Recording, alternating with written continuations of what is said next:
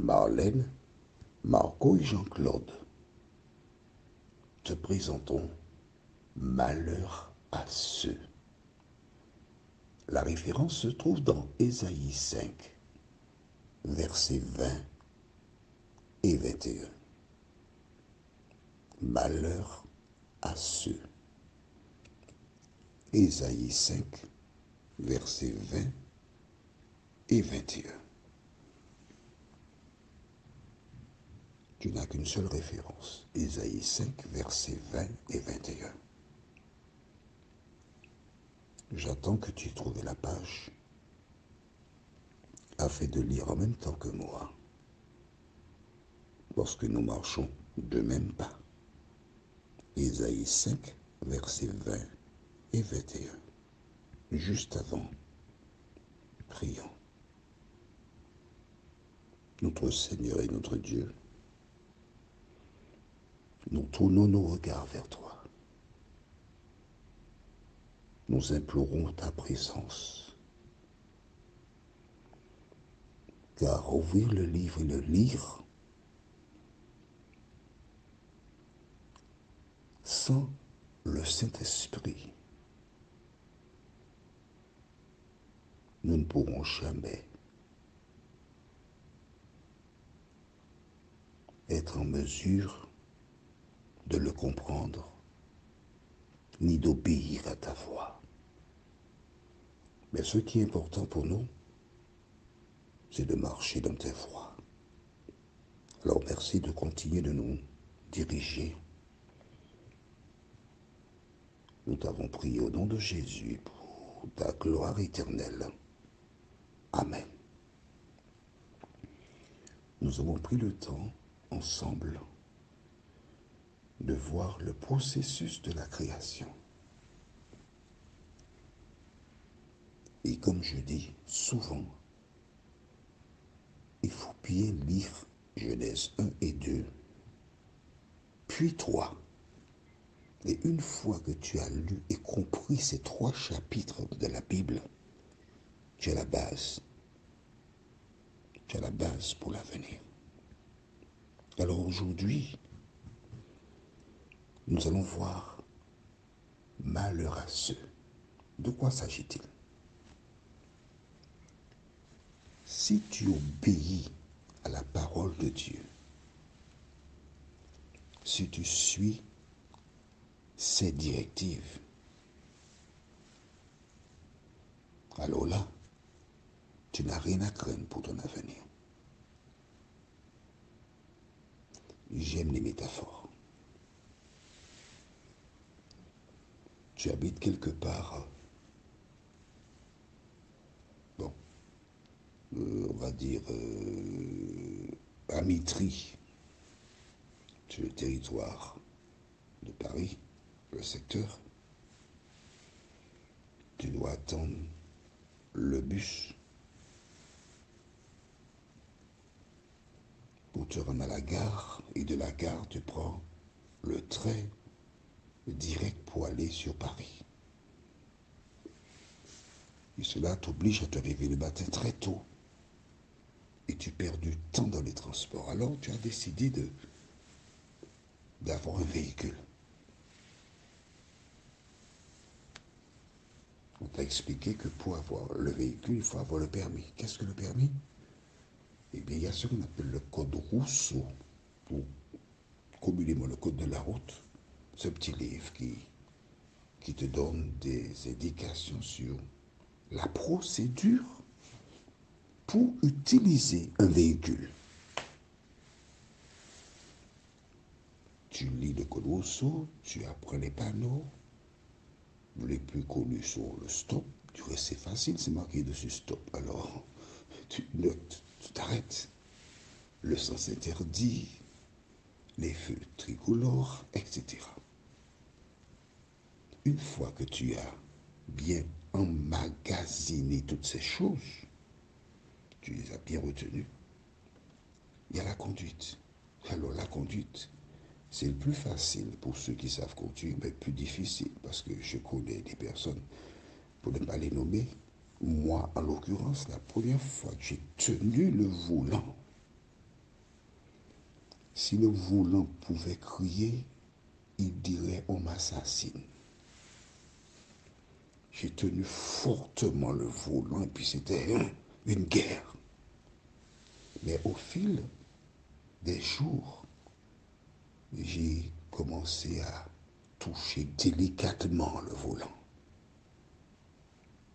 Et quand on est jeune, on aime se faire voir. J'ai commencé à conduire mon véhicule en tenant le volant avec la main droite et en mettant mon bras gauche sur la portière. Je suis un grand chauffeur. D'accord? Aussi longtemps que je respecte la limitation de vitesse, les panneaux, aucun policier ne peut me verbaliser. Est-ce qu'on est d'accord? Très bien. Aucun. Parce que je suis dans les normes. J'obéis à ce qu'enseigne le code de la route. Vous êtes d'accord? En procédant ainsi, et si tous les conducteurs ont le même comportement, il n'y a pas de compagnie d'assurance, puisqu'il n'y aura pas d'accident, ni de blessés, ni de morts. Est-ce que nous sommes d'accord? Parfaitement. Très bien. Tu as déjà compris. Tu as déjà compris. Dieu, à l'origine, il a créé l'homme. Non, il a créé la terre, les hommes, d'accord? Très bien. Puis en finalité, le 6e jour, il a créé l'homme, puis la femme. Il a mis en place des directives. Et si nous obéissons à ces directives, si nous suivons les normes établies par Dieu, le bonheur nous est garanti. Le bonheur nous est garanti. Sauf que,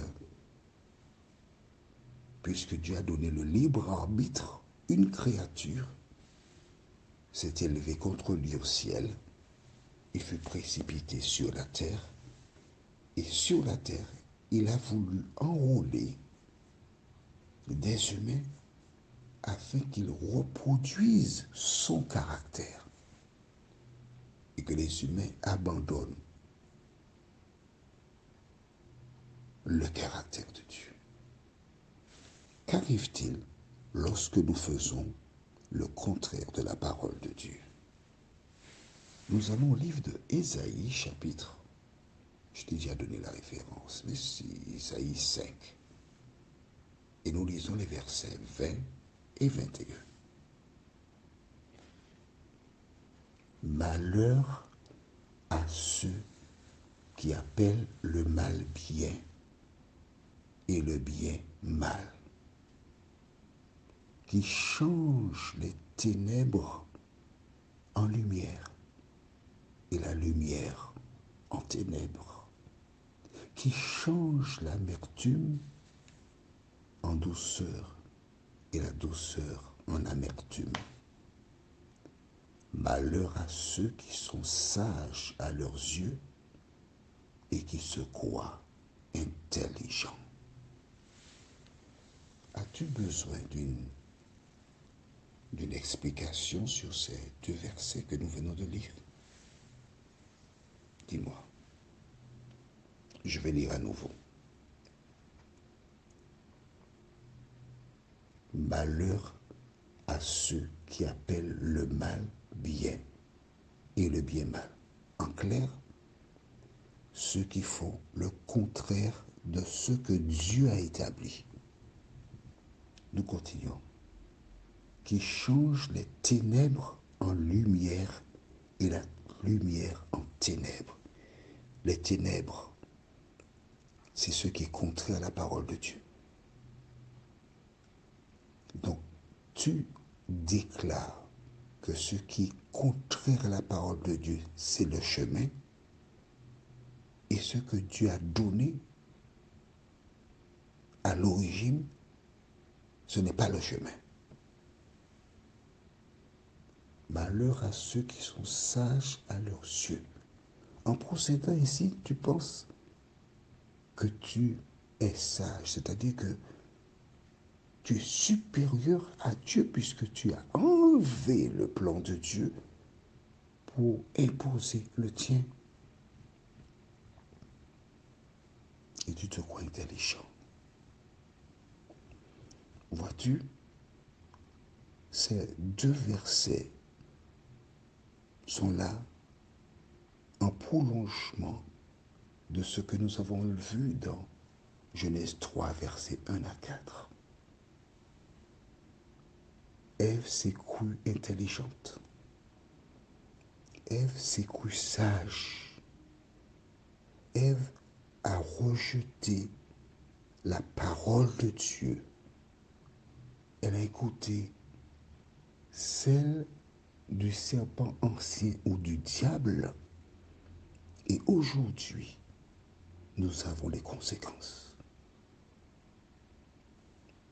Rappelle-toi, nous avons vu dans Genèse 3, verset 6, la femme dit que le fruit était bon à manger. Elle prit le fruit, mangea et donna ensuite à son époux. À travers cet acte-là, nous avons un dysfonctionnement où Ève a décidé pour la cellule en dehors d'une concertation. Ne prends jamais des décisions seul.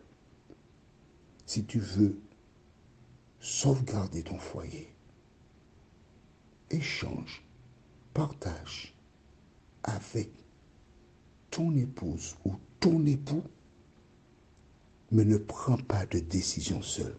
Voici l'une des conséquences. Nous sommes dans le péché aujourd'hui.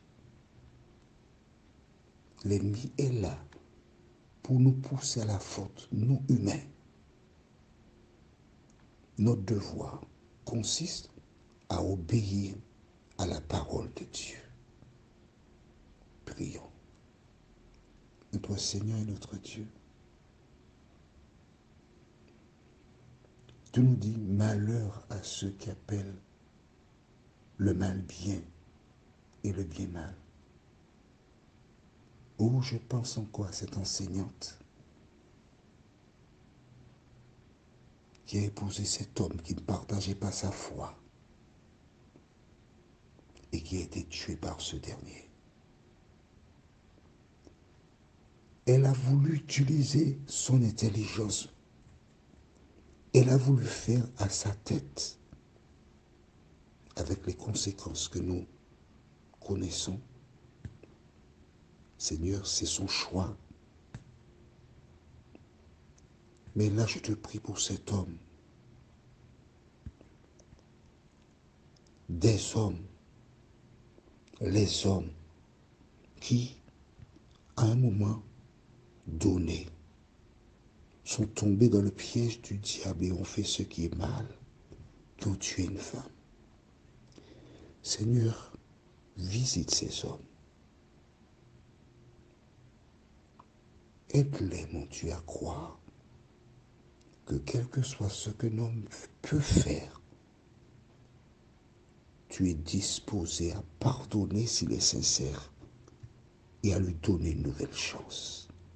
Merci de venir en aide aux familles, aux enfants et autres qui souffrent. Au nom de Jésus, pour ta gloire éternelle. Amen. Notre référence sera Genèse 18, versets 17 à 19. Le thème est « Je l'ai choisi ». Il me tarde de te retrouver.